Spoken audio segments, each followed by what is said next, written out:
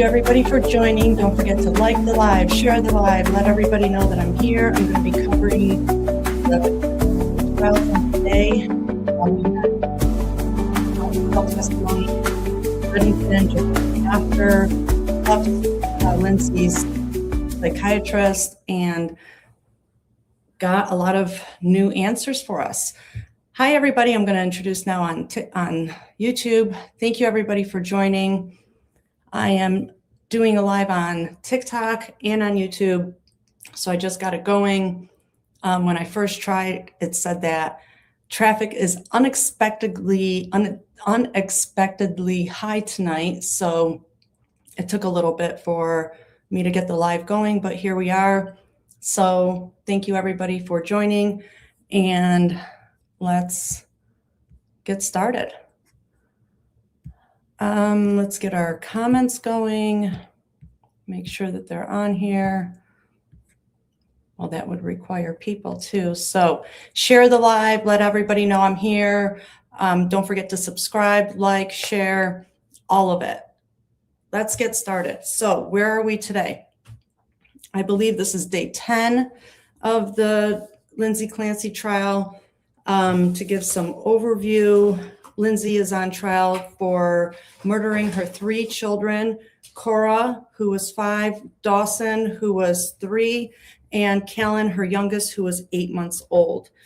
On January 24th, she started her day out like a normal, typical day, and she took her oldest to a doctor appointment, Cora, because she was having some stomach troubles, and then built a snowman with her children, just did what a typical mom of 3 children would do, tended to their needs, breakfast, lunch, dinner, or not dinner yet, but tended to whatever the children may have needed that day, kept up with their activities, built a snowman, and then we came upon about 4 o'clock that day, and if you give me 1 second, I can actually pull up at 4 o'clock what happened. So around 4, she starts figuring out that her daughter's going to need Miralax, something for her stomach. So she looks up, where can she find this Miralax for her daughter? And she looks up at CVS and calls the CVS actually, and they tell her that they don't have the brand name on the shelf, but they do have a generic one. So she's like, all right, I guess that's good enough. And then on top of that, and that call, or she searches for the Miralax from the CVS at 4:02 p.m. on January 24th. And then she also, about 10 minutes later at 4:13 on January 24th, 2023, she searches up a restaurant, 3V restaurant. And she, at this point, looks up an Apple map to kind of establish how far this CVS that will have this Miralax for her daughter and how far that is in comparison to this 3V restaurant, so dinner can be picked up for the family. Some find this unusual. For me, I'm a mother of 3, and I was a stay-at-home mom, and for me, I don't find that unusual at all. If I was trying to have my husband pick up medicine for my children when they were younger, and I knew that then I also wanted him to pick up dinner, but I knew that, perhaps he was working all day, and maybe this was a contention in the past, which we don't know, then I would go ahead and, before asking him if this was okay, I would make sure that I knew the distance and how much time it would take, and especially it being around traffic, high time, dinner time, when everybody's kind of coming home and wanting to get dinner from all the restaurants in the vicinity, right? So then we know that at 4:47, so a good half hour later, Lindsay calls the CVS, and I'm not sure what the name of this town is, but the way I heard it was like Kingston, to see if they carry the Miralax, and they say no, but they have the generic. So maybe that first one didn't have it, and I was mistaken on that. And they're the ones that say they have the generic.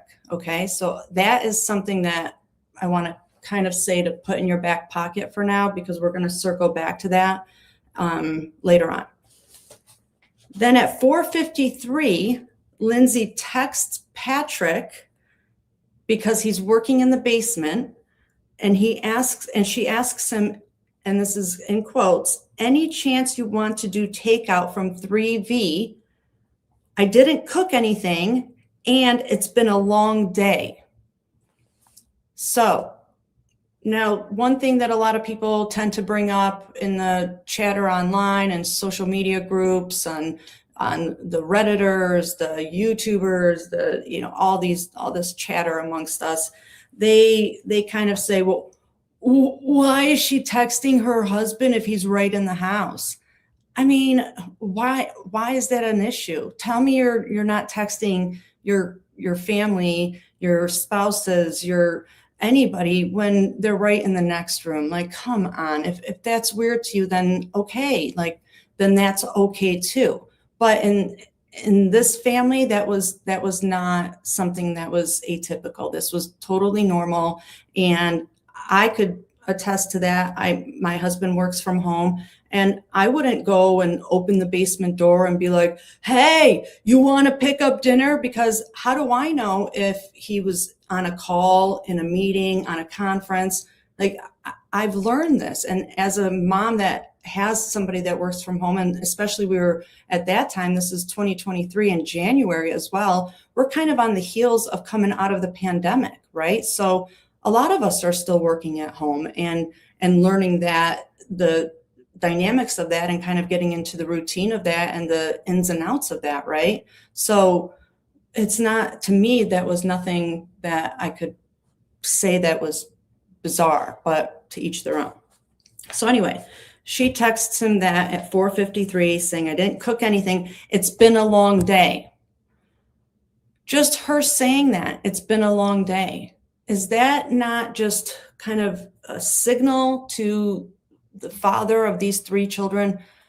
I'm in over my head. I didn't even have time to cook anything. It's been a long day. She already had to bring them to the doctor because there's obviously something wrong. If you're bringing your child to the doctor, then that's even more stress on a parent, whichever one is bringing their child to the doctor. That's a lot. That takes a toll on you because you're stressed out. You're worried. You're running through all the things in your mind, like, what can I do to help? How did we get here? How can I reverse it? It's just a lot. And now she's got to go through all the things to now help it. And one of them is to find this Miralax, which I'm going to assume the pediatrician suggested this. And so when she asks if they can do takeout, Patrick agrees. And at 5:06, so a good 13 minutes later, they all pick out their meals, and Lindsay calls in the order. She has some Mediterranean bowl, and Patrick has like a salmon risotto meal. Okay. So what I want to say to this was 13 minutes later. So in my mind, this is just my opinion, I assume that he works on a 8 to 5 schedule, 9 to 5 schedule. But so perhaps at 5, coming towards 5, he wraps up his day and he comes upstairs and he's like, "All right, it's 5 o'clock. My day's over. I checked out. And what are we going to order?" And this is when they pick out their meals. 5:06, the meals are ordered. And at 5:15, he must have left between this 5:06 and 5:15 timeline, right? Because now we know that at 5:15, Lindsay texts Patrick with the exact medication that he is supposed to get, even though she's already told him. But we're not gonna dog on him for that. One second. Because it's just, he's just finished his long day of work or his day at work. I don't know if it was long for him or not. He just finished, and some of us can say that as a dad, this is just normal behavior, that even though we can tell them and show them a picture and tell them before they leave, tell them as they're leaving, send them a text, they still won't know what we're talking about. And that's okay. We're just kind of used to it, right? And so, all right, he sends a text, or Lindsay sends a text with the exact medication because she's used to this. It's part of their pattern. She knows the drill. So then at 5:32, so this we can presume, assume, surmise, all of it, that it takes him approximately 17 minutes, but we don't know exactly, to get to CVS, because we now have video CCTV of him at the store looking for this medication. Then at 5:33 p.m., he calls Lindsay, but she doesn't pick up. At 5:34, she calls him back because, of course, he can't find the medication. He states that she sounded like she was in the middle of something, right? And for me, I'm thinking, well, of course she's in the middle of something. He left her home with the 3 kids, where he could have very easily said, you know what, Linz, you literally, when you messaged me at 5:53 saying that, can we order takeout? It's been a long day for you. I know that Cora's not feeling well. Let me take the younger 2 and kind of give you a break and let you spend some time with Cora, and kind of, maybe you can get her on the pot and have her get it out, something. But no, he's like, I'm out. Peace, deuces, not those kind. And he dips out, and he's continuing his time alone. And she continues her time with the 3 children like she always does, right? So 5:34, she calls him back. He says that it sounds like she's in the middle of something. Now, this is something I can't say with confidence because I just didn't have time to completely look into this. But from what I understand, Patrick never gave the children a bath. And part of his maybe testimony, or maybe his depositions, he sort of alluded that maybe she was giving them a bath. Okay, but you also would know that giving your children a bath would, even though you never gave your kids a bath, you had to have been there at some point during, with all 3 kids, with Callum being 8 months, you had to have been there at some point in this 8-month stretch that you heard a bath being taken place, and have to understand it's a loud event. It's not just something that you can answer and maybe Lindsay just sounds out of breath, but you don't know what's going on. You would hear splashing and this and that. And plus, answering the phone wouldn't really be on the top of my list if I'm giving 3 children under 5 a bath. But that's just me. Again, just my opinion. But he just said, sounded like she was in the middle of something. I'm not pointing fingers at anybody here. We know, like, Lindsay's not on the stand. She's not on trial because we don't know if she did this or not. She agrees that she's guilty of this. She just is pleading insanity. Not, she wants, that's how she wants to plead here. So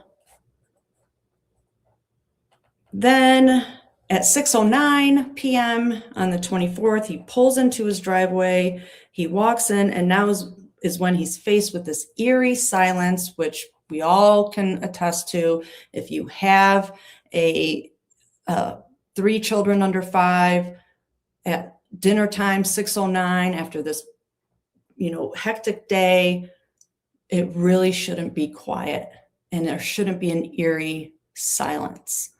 But this is what he's faced with. So another thing that kind of came up, one thing, Natty just brought up a really good point here. didn't she have an Apple Watch? I'm pretty sure she did, but Patrick also had an Apple Watch, and something that I circled back and got better clarification on and tried to understand better today. There was an email that he sent at 5:34 p.m.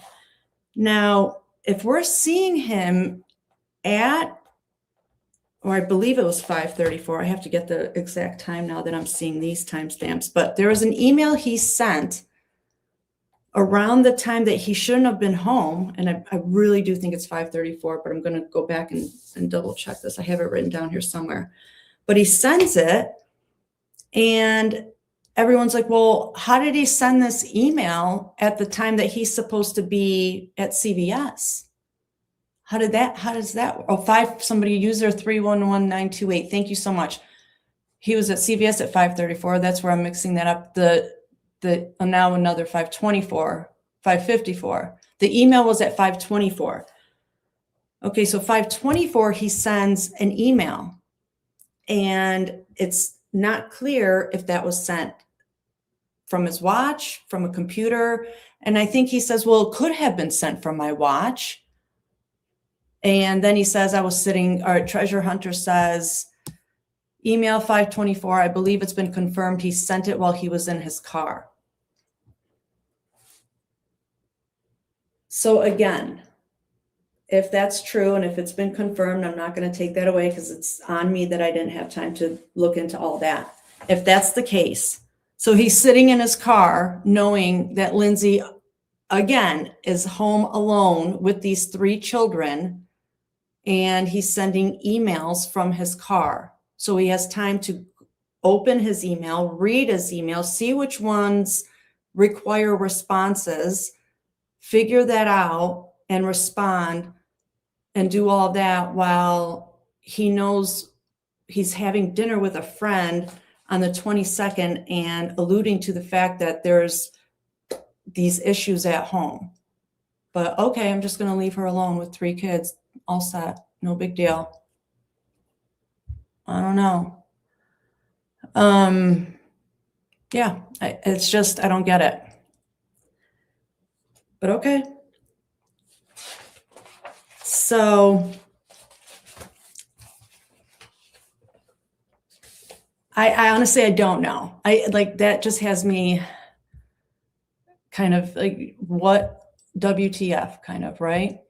And Natty says, so if you're home alone with the kids, knowing Hubs might need to contact you, why wouldn't you be wearing it? That's a good point. And then Natty says, it's easier than carrying a phone around while wrangling the kids. This is true. Christy says, tell me a little bit more about the marriage.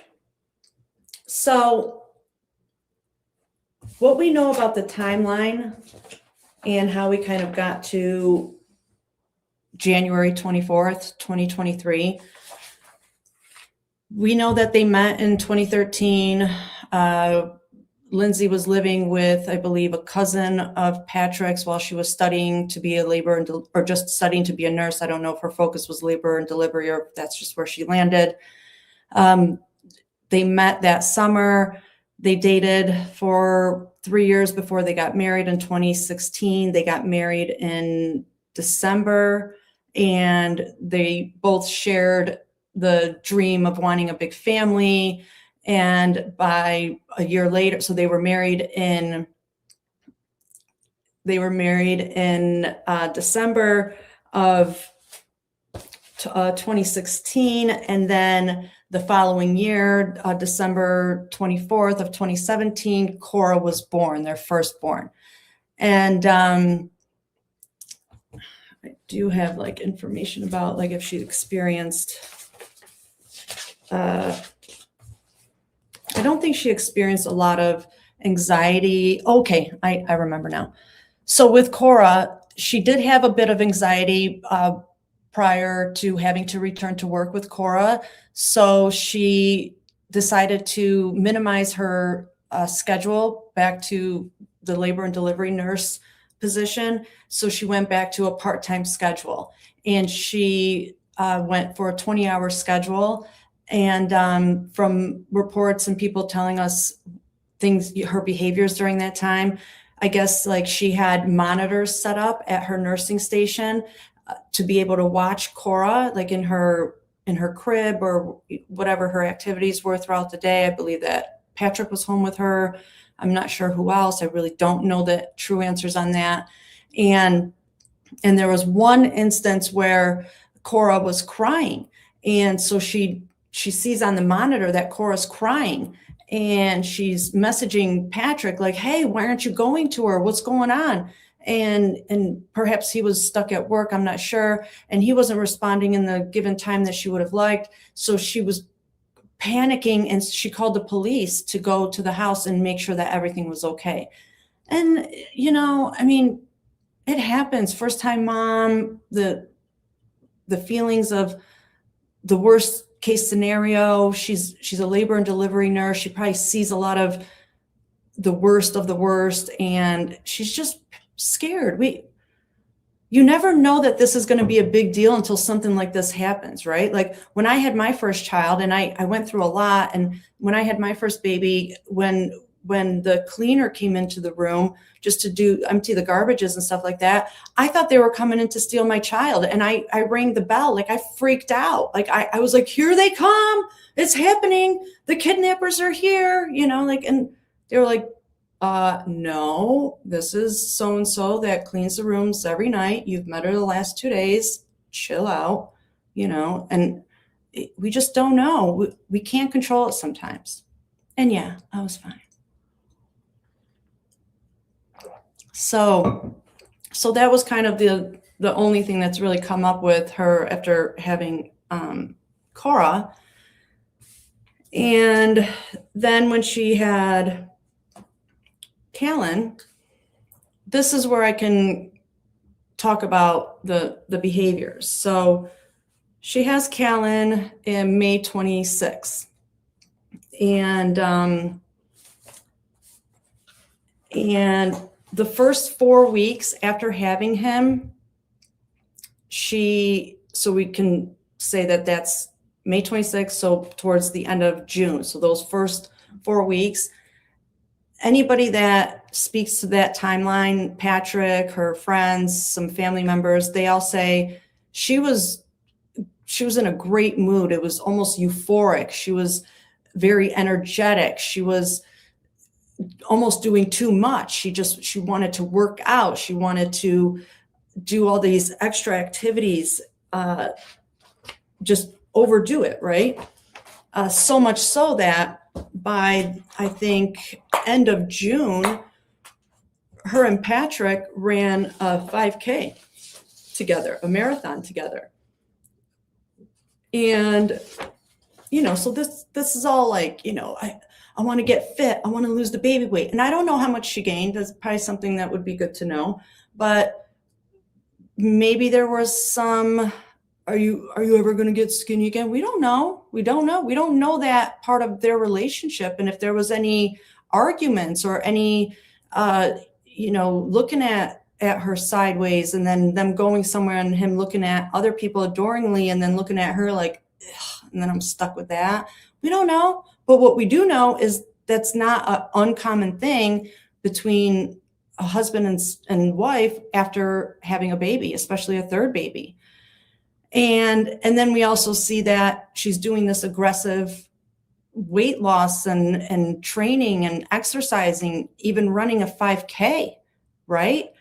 And then what a lot of people claim, and even Patrick herself, it's all over the documents. It's nothing that I'm making up or pulling out of anything, that come mid-late August, everything changes. And they say that this is towards the end of August. And they did actually say a certain date, and I wish I had it in front of me. If I keep shuffling around, I'll find it. But when I looked up the way they listed this date, it kind of falls around the week of the 18th of August. And that's when a big shift kind of happened with Lindsay.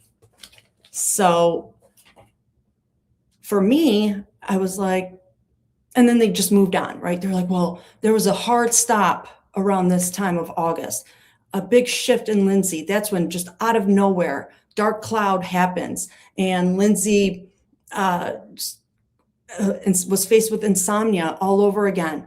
She had panic just set in, anxiousness, anxiety. She was worried about things that just didn't matter, like all of this. And they just said it was an abrupt stop, a halt. Like this is all the words that all the descriptives that they use, the adjectives and the dark cloud, everything that they use for this time, right?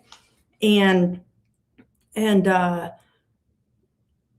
so for me, I was like, okay, so instead of just looking at, okay, because they're like, but also in September, she was supposed to head back to work. So that's why she started to freak out and have this panic, and the anxiety and depression set in because she knew that she was heading back to work in September, and the summer was coming to a close, and let's move on. Next question. But no, it didn't work for me. So I wanted to see more about August, and a few things that I found. So I said this seemed to happen around the week of August 18th, and I'm still going to poke around and look, but I hate moving these papers while I'm trying to talk to you.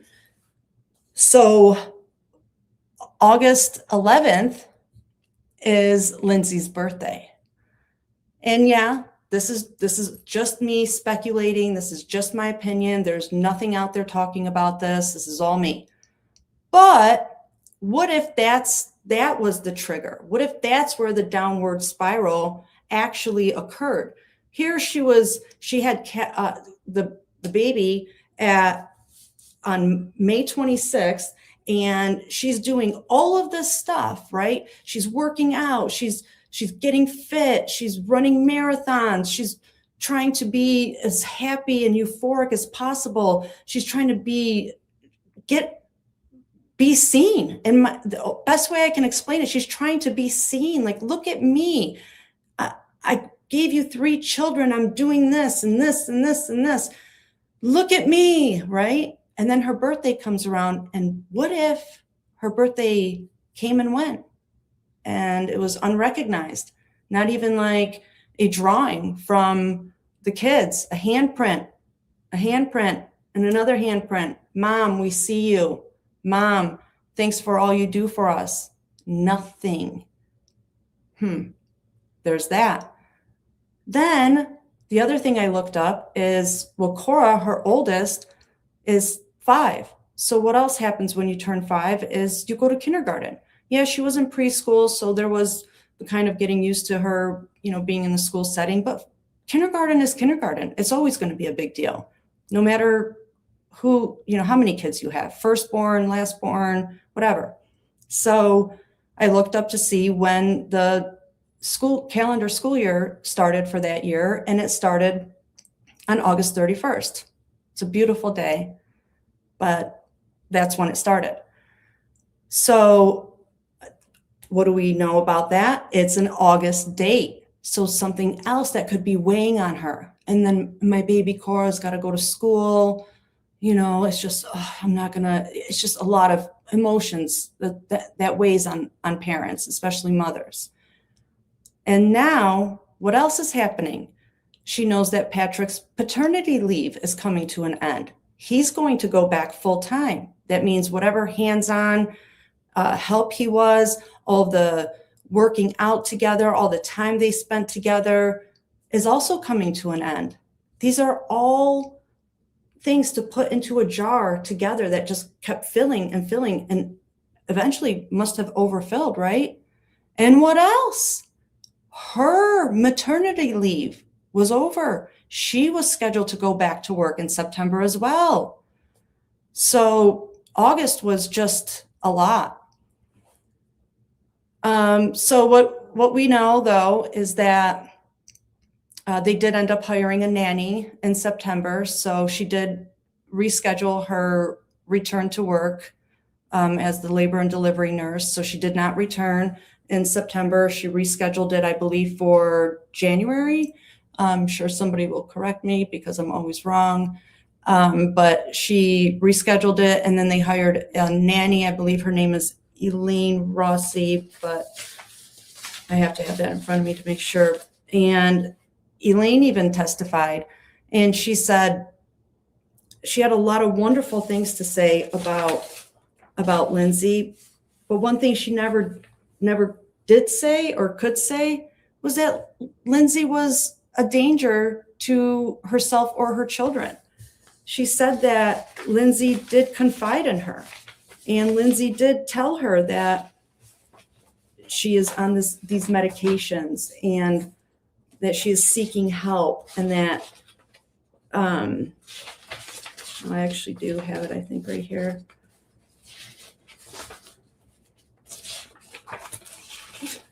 Psych. I don't have it. Lindsay, hold on, let me see if I have it. Well, anyway, I mean, she told her that she was,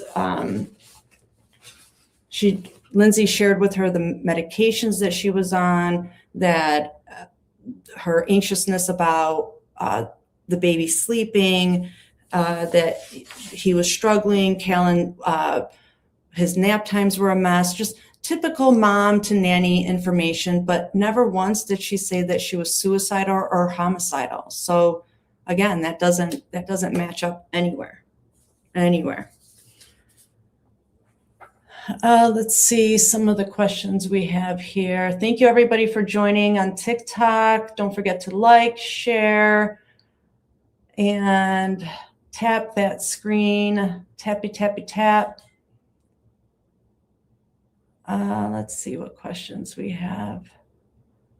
Barb says they didn't have the medication that she wanted, and he called her to find out if the other brand was probably there. Daniela says, but they were in PJs already.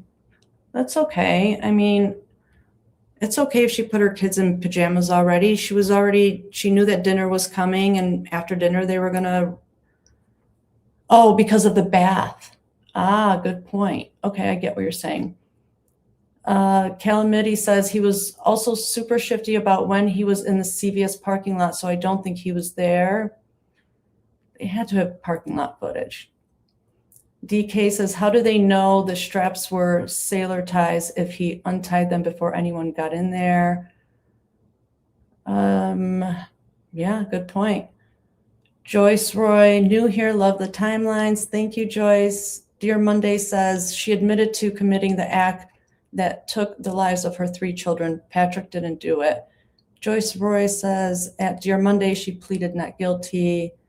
Dear Monday, I encourage everyone to look at her civil lawsuit against the medical professionals. Melissa says, right, so if she did it, why didn't she just plead guilty and avoid the trial is my question. Good question. Let me know what you guys think of that one. Ray says she didn't trust Patrick. Ray says she also never trusted her ex. We know this, Ray. You shouldn't have ever.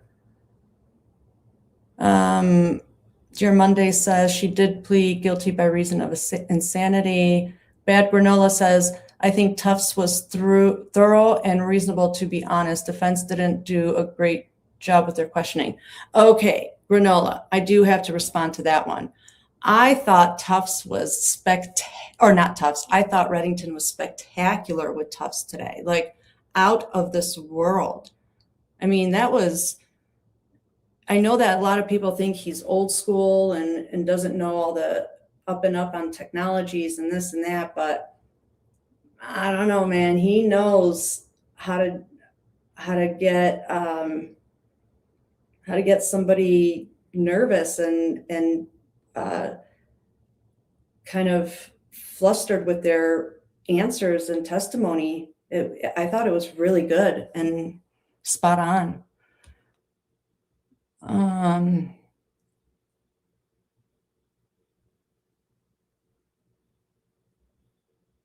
Let's see what else we have.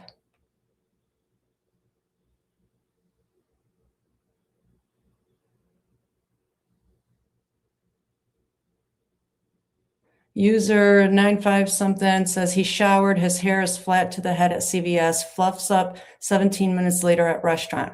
So about that, I saw some TikToks today that, people were sending and all that. And there is some, there are some weird questions coming around with the CVS visit. And I know that at this point in the trial that this is just typical with people wanting to point fingers at the husband, and everyone's getting bored and they want more. They want the drama, they want the gossip, they want stuff to ride on. But let's stick to the facts, and let's stick to what we really do see and what we really can kind of speculate on that has like probable reasoning here, right? So there was one TikTok that I saw, and I still am not clear. I'm pretty clear that it's a evidence photo because it has like that red at the bottom. And I meant to send it to myself on my other phone. I can't really look at it from this phone. But anyway, it's a picture of the counter, and it has the CVS bag. It has the 3V bag of the dinner, and then it has 2 plates on the counter. And I guess the testimony is that the kids were eating before, so those plates are from their meal from before, and they just kind of took the picture as it was, like when he came home and he put everything on the counter, right? So, and those were the plates from the children from eating prior. But those plates don't have any food on them. And then the plates are sitting on top of the corner of the CVS bag. So the CVS bag should have been on top of the plates, but the plates are on top of the CVS bag. And that's kind of like, unless that could be explained. That was a, what's this moment for me. The other one was in that same photo, we can see the CVS bag, and we can see the Pedialax through the bag. And this whole thing on the calls, right? Of course, I lost it. On the calls, right? Her calling CVS and them not having it, her calling another CVS, and then them saying they don't have the one she's looking for, but they have a generic brand, right? Well, the picture, if you look through that bag from CVS, it's not the generic brand. It's the name brand of the Miralax for children. So he ended up getting the name brand anyway. So that's kind of, okay, like what is that? That's the other thing. And okay, that's it I can think about right now. And then somebody else mentioned that his shoes were different from the video in CVS versus the shoes at home or something, and that on his 911 call or when he was giving his testimony that he specifically says, and when I walked in, I unlaced my boots, like almost to make sure that everybody heard him say, I unlaced my boots, and then maybe to explain why his shoes are different, but I'm not clear on that either. Okay, other questions here on the TikTok, and then I'll go over to the YouTube and answer the questions on there. Joel T says, still trying to figure out what the small green vase was brought up to prove. Oh, I don't know about the small green vase. Somebody tell me more.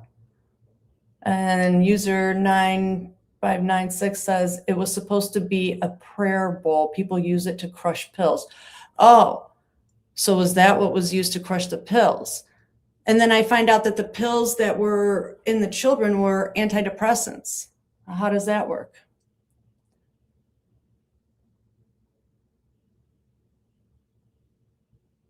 Melissa says, not working and having the income she was used to, he had control of finances. Is that a fact or is that an opinion? Joel asks, was he having an affair? We don't know. That hasn't been talked about.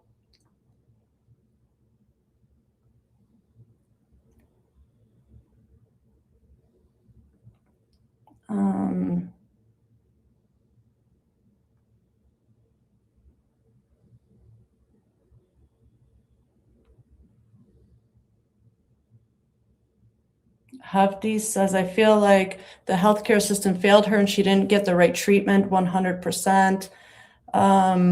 Oops, sorry, I didn't mean that invite. I apologize. He's playing. Hollis needs a hobby, says he's playing at not knowing as much as he does. Interesting. How old were the kids? They were 5, 3, and 8 months old. Jen says, cop on scene said her cut wrists and neck stopped bleeding when they got there. How long would it take? Well, we don't know. I mean, she was in the snow. Her body temperature was 82. We don't know. She had spinal fluid leaking. We just don't know. I don't know the medical, like how all that works, so I can't speak on that. Susan asks, is there any photos of the bloody bathroom or the back of the headboard? No, come on. Like we're not interested in that right now. How can she speak when the severe hypothermia and crushed throat? That's a great question, Jen. And Jen says 82 body temperature. John O'Keefe was 80 after over 5 hours. Right, but it's just hard to, it's hard. Everybody's different. Body size, mass, muscle mass. All right, let's see where we are over here. Thank you everybody for joining, liking. Don't forget to share the live and let's keep it going. What questions do we have on this part on the YouTube?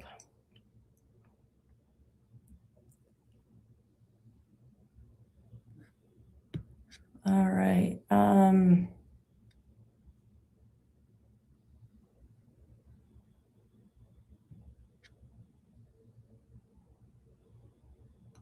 So Jeannie says that her watch was on the nightstand. Okay. In her room upstairs.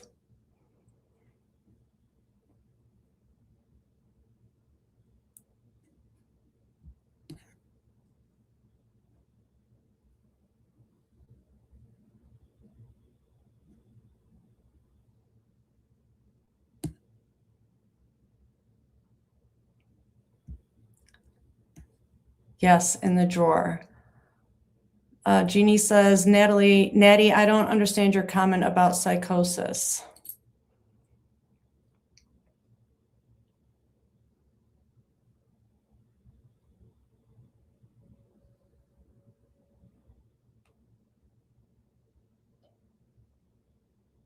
The green vase is a wish jar. It had patience things in she wanted in the future for her kids. That's from Caitlin. Thanks, Caitlin. It was positive things. Oh, positive things she wanted. Okay, thank you for that clarification. Melissa clarifies that her financial statement was her opinion.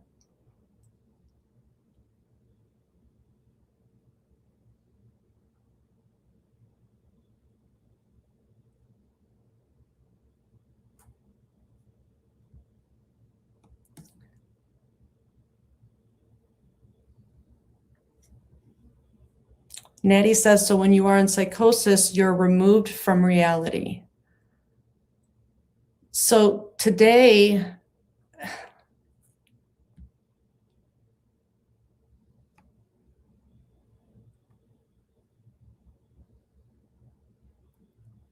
Lavin.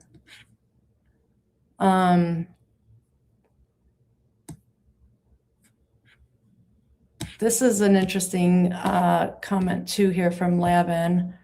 Her wrists weren't bleeding because she didn't hit an artery. And a lot of people say that this was on purpose, that she gave herself superficial wounds on purpose because she she just wanted to kind of follow the routine, or follow the path, or I don't know the right word right now, but make it seem like, yeah, I was going to do this to my kids and myself, and this is what I wanted, and it just didn't go that way, right?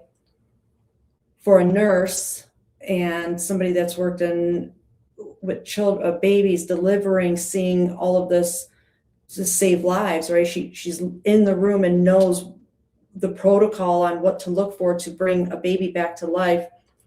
She should know what to hit to end her life, right?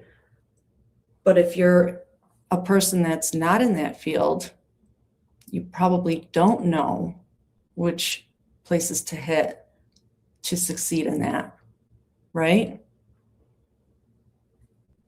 And that's just my opinion.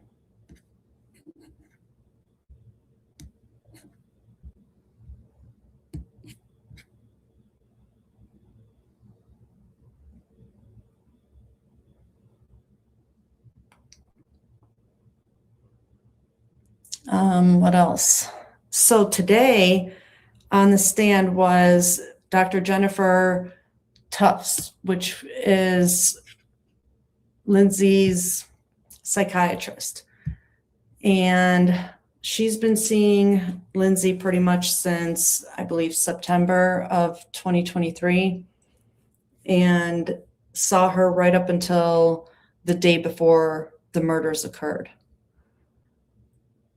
And one thing I found kind of surprising, which I didn't really realize, is that they were only seeing each other virtually. They never had face-to-face, person-to-person meetings, which, in my opinion, and correct me if I'm wrong, but I think that if there's a patient that is kind of having this repeated cry for help, that maybe the Dr. Tufts could have been like, you know what, why don't you come in and see me? Let's have a little, sit on the couch session. Maybe make it more personable, to where maybe Lindsay would have felt more comfortable to open up to her and not have that technology in between them, to where she's got to look over her shoulder. Maybe Patrick's listening. The kids are right there. They're about to wake up. If I say something too loud, that can trigger something. I've got text dropping in. There's all these variables, like, if I look over here, I'm reminded on why I'm in this position. If I look over there, there's a family picture.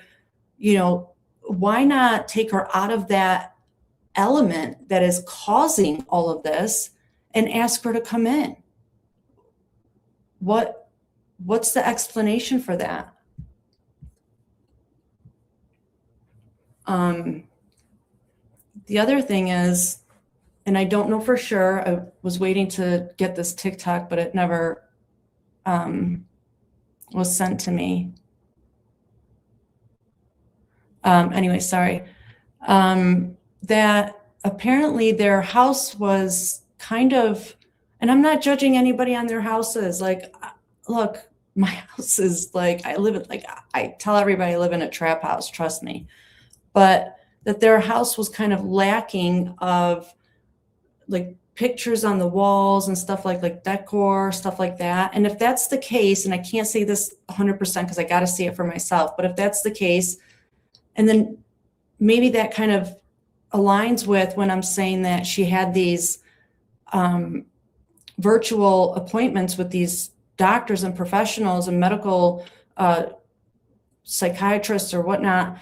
And maybe that was something that she took down herself, because while she's talking to them and she's trying to open up, and she looks over to the left or the right and she sees these pictures, and that kind of draws her back from wanting to open up. Who knows? I don't know. But what I do know is that for myself as a mother, if I was like doing a virtual meeting, like in a therapy session, and I had all this stuff happening and I was like saying, you know, that I had suicidal or homicide, or wanting to say, or finally get it out that I potentially have these thoughts. And then right next to me, if I just look over and there's the pictures of my kids, those words would never exit my mouth. No way. I don't know. Just weird. Let's see. What else?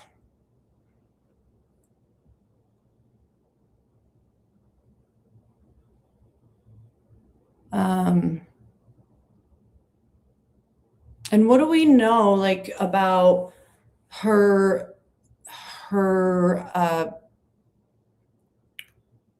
damages, like her medical, when she first fell out, or like when they first found her? And from my understanding, I thought I read that she was paralyzed from the neck down, and then over time, it turned out to be from the waist down because of swelling and this and that, and now it's from the waist down. Can somebody clarify that for me?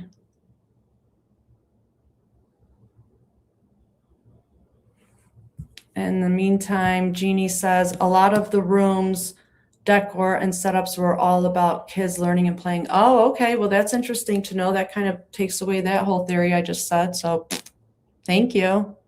Waist down. But was she ever from the lab? And I said waist down, but was she ever neck down originally? Like, let's say June or January 24th, like 7 p.m.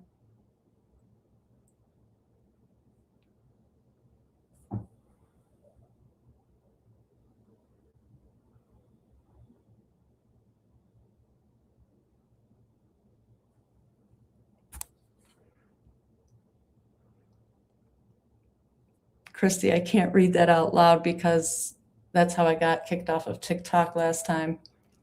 But yeah, you are going to live to be 140, and I'm going to make sure of it.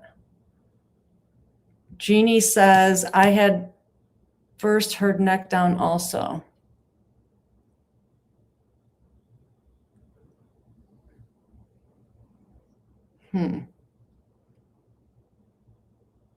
Dominic says, couldn't be from the neck down. She wrote on the whiteboard. Ah, okay. Dominic says, maybe she was afraid to tell the full truth in fear of losing her children. I believe so too. CC forensic therapist says, I think Reddington said in court that it's from the belly button down. Bet classic coach curator says, I heard sternum down.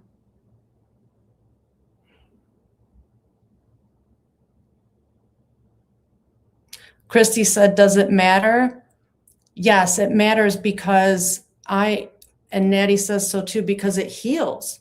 So like, you know, it's like a sympathy thing, right? She's paralyzed, but how do we know that in a year, since it's already progressed and she's gone from the neck, sternum to waist, that how do we know in 2 years, 5 years, it's not going to go from belly button to hips to thighs?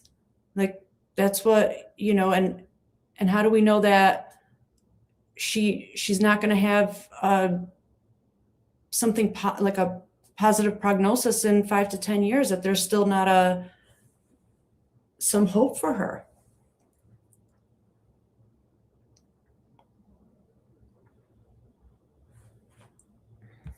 Christy says, yeah, but her life is over.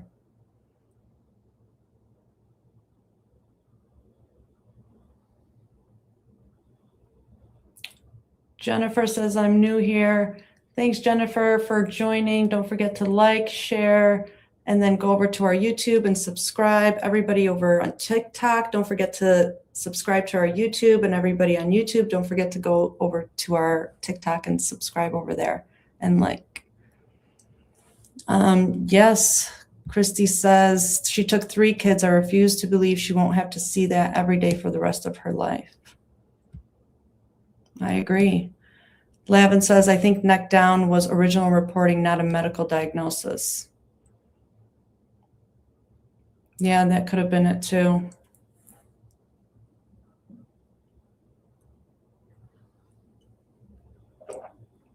Patrick remarried. That's true. He has a new life.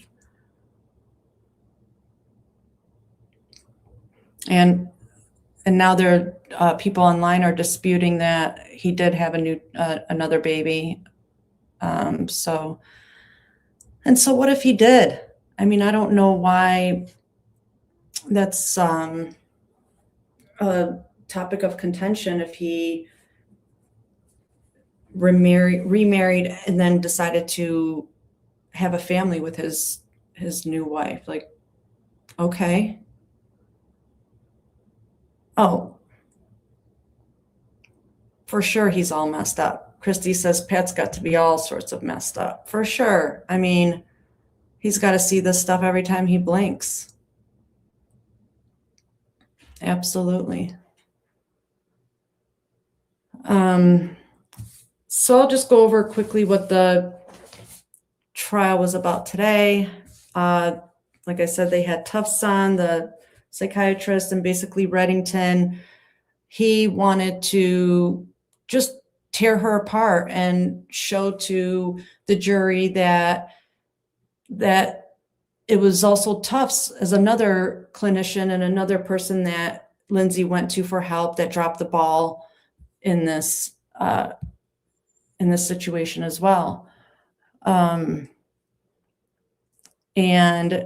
And with that, he would ask questions like, so you prescribed her Zoloft knowing that Zoloft doesn't work well with bipolar disorder or postpartum disorder, but you still prescribed it. Did you follow up and see what the side effects, how they were affecting her when she went to the women's clinic? Did you get the report from her 5-day stay at the women's clinic for postpartum disorder?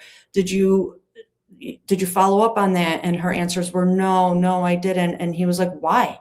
And she would say, well, I just went by her word. And I mean, come on. That's like, youch. Go by her word. So she could have said anything there. She could have been like, boy, do I got to tell you about my last 5 days in this clinic. Shoo-wee. And she could have told whatever tale she wanted to, and Tufts just would have like leapt it right up and taken it, right? And that also would tell me, as just a citizen or a woman or anything, that who else is she treating this way in this manner? Who else is just she taking their word for it? Because you're not supposed to do that. That's not how this medical assessments work when you are treating a patient for all of these reasons, and especially when they are saying that they feel that they are a harm to themselves and their children. I mean, I don't know. Lindy 11 says she had to give permission for the clinic to share that info with her. That's fine. I understand that, but it was also up to Tufts to say, is it okay for you to sign this release so I can see how what unfolded during your 5-day stay at the clinic?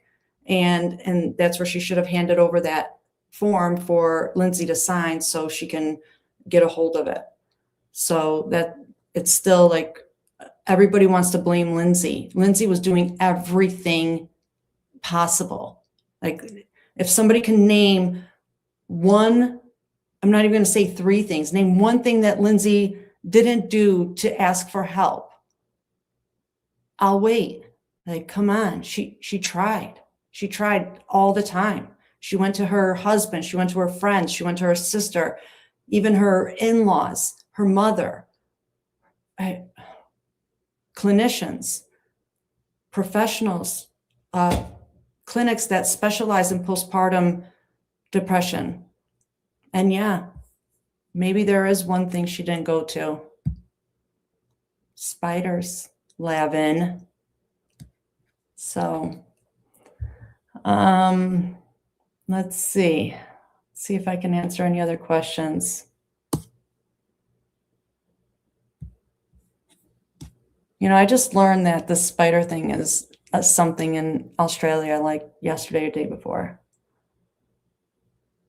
Thank you, everybody on TikTok, for all the likes and follows. I really appreciate it.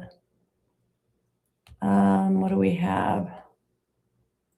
Christina says, I want to know how the heck she broke her thyroid. Yeah, I didn't even know you can break it. I thought it was just like something that swells and it's like a bubble. Like, okay, learn something new.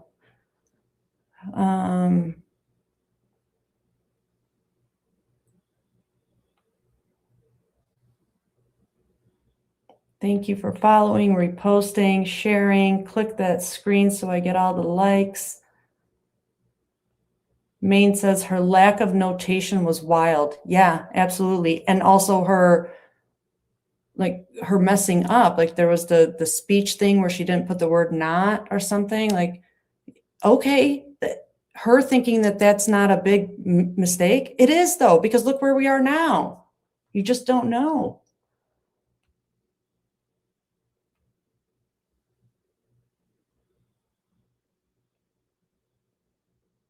Jennifer says, notes it never happened. Dominic says, that could have been easily gotten, yes, with the HIPAA release form. Jennifer says, we go by charts, medical records. Yeah. Hafdi says, if he is guilty, which we don't know yet, then it is very cruel to exploit her mental health. Oh, somebody brought up another topic that I wanted to touch on too. This person's called me, but it's not me. Not me, it's them. They said she didn't stay off alcohol. So what do we know about this alcohol?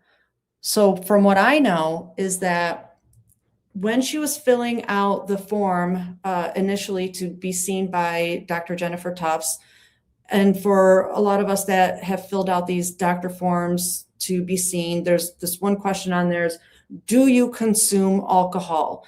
And it's yes or no. She says yes. And then it says, how often? She says 5 times a week. And then it says, how many drinks per day or something? And she says two times or something. And something around, that's pretty much the gist of it. And so then now everybody's kind of all up in arms and flaring and all this and jazz hands and what's going on? She's been drinking alcohol this whole time. Has she? No. Does she have, a glass or two of wine at the end of the day as she unwinds? Sure. Is that such a bad thing? No, not at all. It's not against the law. She is a mother of 3. She's allowed to. And if she just wants to get a glass or 2 of wine every few days because she wants to, once the kids go to sleep and she wants to hop online, go on her, she was on these mom pages, whatever. So what? Doesn't mean she's an alcoholic. Get out of here. Like, us moms need a break and not be so looked under a microscope for every little thing we do.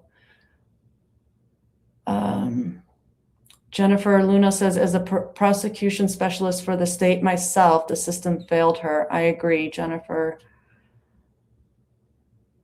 The person, me, says she didn't take meds as prescribed. I don't agree with that. Christina Jade says that doctor was ridiculous, saying that she had to check boxes because they were there. Hefty says, sell the house, raise money, get a new wife. He did have a GoFundMe, and the GoFundMe has been paused at, from my memory, I'm not going to go shuffling through these papers again, but from my memory, I think it's 1,107,5411. Let's see.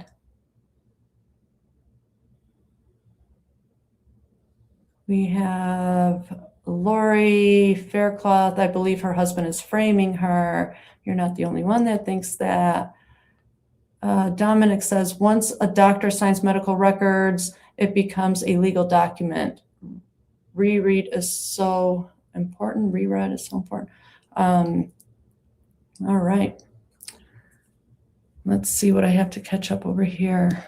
And thank you again for liking, joining, following. Don't forget to share the live, repost the live, and also go over to YouTube and give us a subscribe. It doesn't cost you anything. You just have to click the button, please. I'm trying to get to 1,000 subscribers, first level, and then we'll go from there, and then I'll bother you guys again.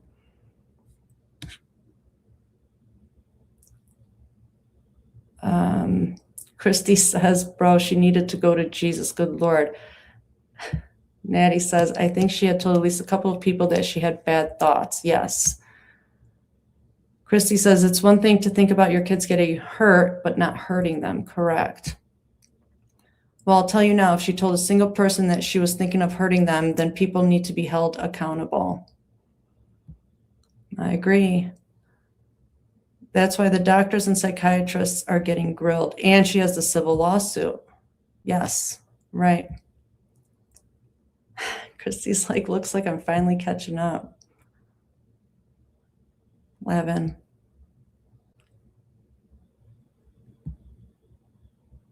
Jeannie says she told Patrick suicidal and something about harming the children. He never should have left her alone with the babies. Well, that's the other thing that's kind of up on the question block is he didn't share that information. He didn't share that she was in fear of, or that she was having those thoughts of hurting herself or thoughts of hurting the children or anybody else around her. It wasn't until after, they decided to do this civil lawsuit and all that, that he starts saying, well, now that I think of it, she did say that she was thinking of unaliving and hurting the children. So that's kind of up for debate, that initially he never mentioned this when questioned, but then later on says, now that you mentioned, would you say all three of my kids? Yeah, now that you mentioned that, I think she said something. Like, that's not how this works. Christy says she told Pat she was thinking about hurting the kids. Well, we don't know. When he was questioned on the stand about it, Lavin says he questioned her and he said she didn't have a plan and he didn't articulate a specific way.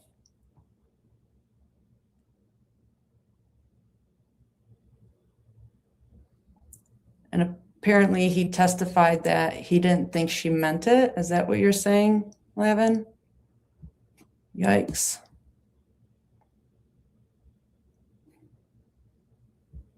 Ooh, this is a good point. Christy says, well, now this brings a whole new perspective to Pat. Does he at least regret not listening? Well, that's interesting.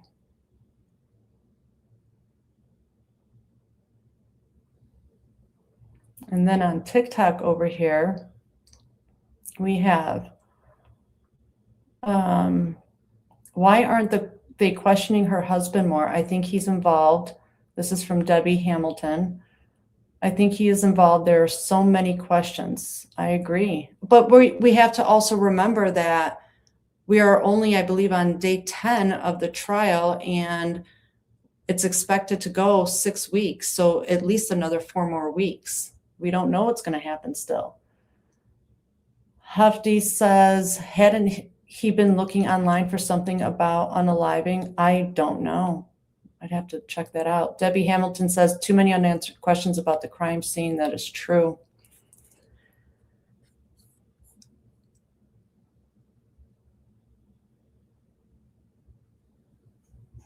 Christy says, was he trying to only leave her with them for short times or anything? Nobody's asking those questions. And that's why this is so bothersome to me, is because I feel that a lot of hard questions need to be asked. And that is, about their relationship before children, after Cora, after Dawson, after Callan, and how their sex life was, who initiated the sex, how often they had it. Did she initiate it? Was she ever turned down? Did he make her feel sexy? Did they have date nights?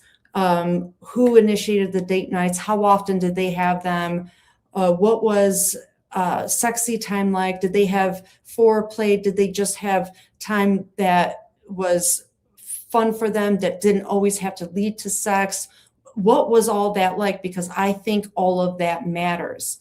It really does, especially when you have 3 kids. Where did the children sleep? Do we know all of that yet? Because I haven't checked into that yet. We know that she was nursing, and she was concerned with the Zoloft and how it affected the nursing. So there's all these little different things that I know from my own experience that affect a marriage and affect your psyche and affect how you function as a parent, as a wife, as a mother, your day-to-day, your day-to-day, like how you carry yourself. When you know that you're appreciated and loved and wanted, you get up and you want to do this stuff. But when you're constantly being told that you suck and you're ugly and you're fat and you're not a good mom or this and that, then yeah, things do start to shift. And when you're not appreciated, when you're forgotten about, and when you yourself are putting in so much work into this life that you think you have with this other person, and it falls flat on every single effort, yeah, there's going to be a shift. And I don't know about you guys, but to me, this looks like a perfect example of that shift.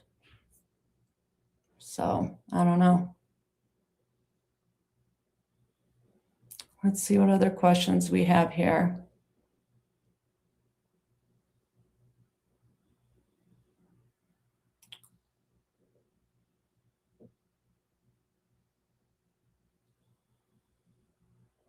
Can the defense recall the husband? I believe at some point they can. Debbie Hamilton said, one being, how did the blood smears get all over the house? Yeah, I'd like to know that too. Me says, I know he was already questioned, but so many questions weren't asked. I agree. Hey, Rhonda. Thanks for joining. Dominic says the timeline is impossible for him to do the crime. Look, I covered a case where somebody committed a crime in under 9 minutes, so we never know. So let's see. What else do we have?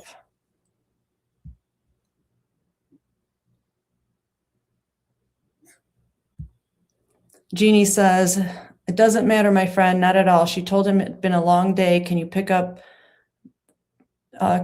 those and that, this and that, and the other thing, red flag all over the case.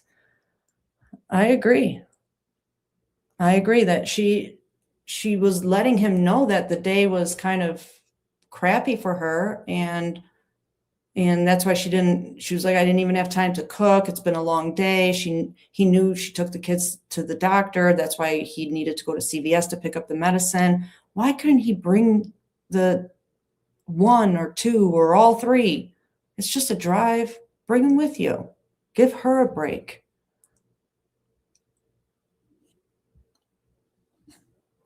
Lavin says, you have to watch his testimony. In my opinion, you can tell he loved her and probably lives with tremendous guilt. It was very sad. I don't doubt it. I'm not taking any of that away from him. I'm not saying he didn't love her. I just am thinking more questions need to be asked for us as the public to understand things better.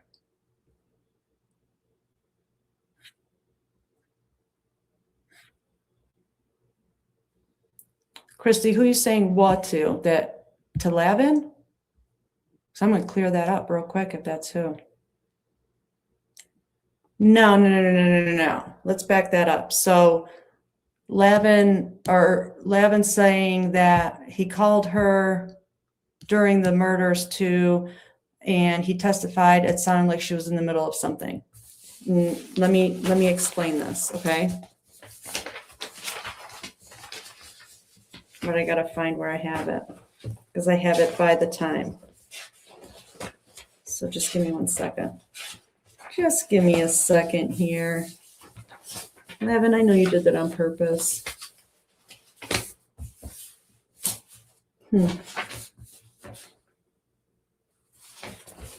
Well, anyway, I'm just going to start reading it or saying it because I've already talked about this.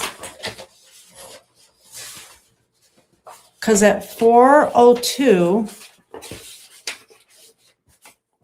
is when this all started, okay? And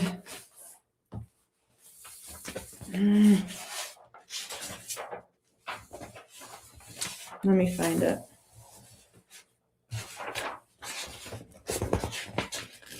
4:02 it started, and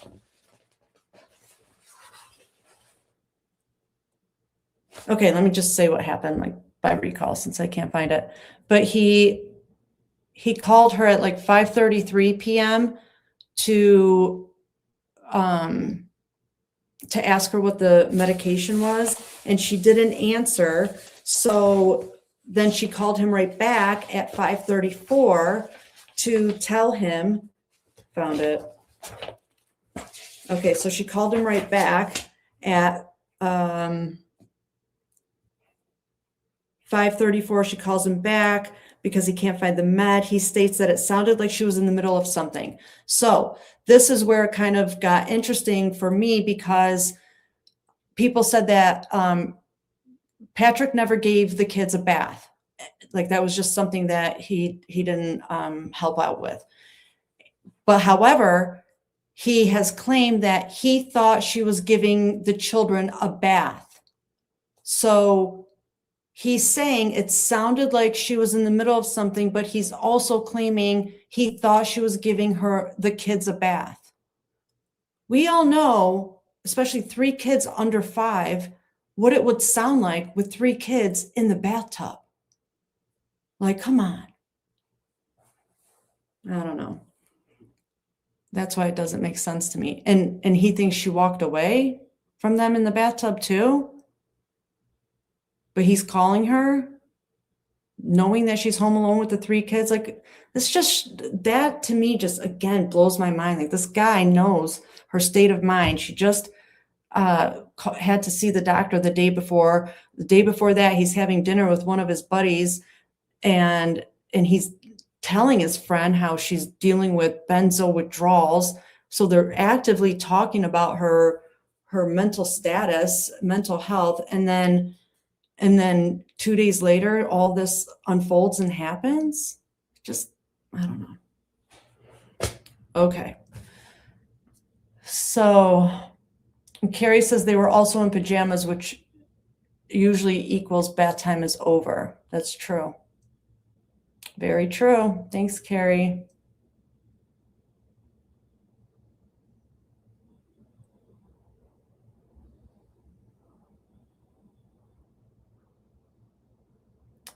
Me says, according to him, she had the best day as far as her depression. Like, I don't know.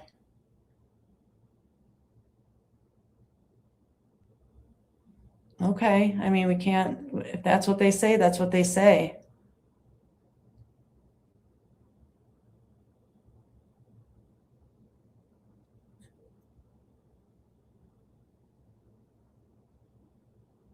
Hefties, I have no idea what you just said there. It's in a different language. All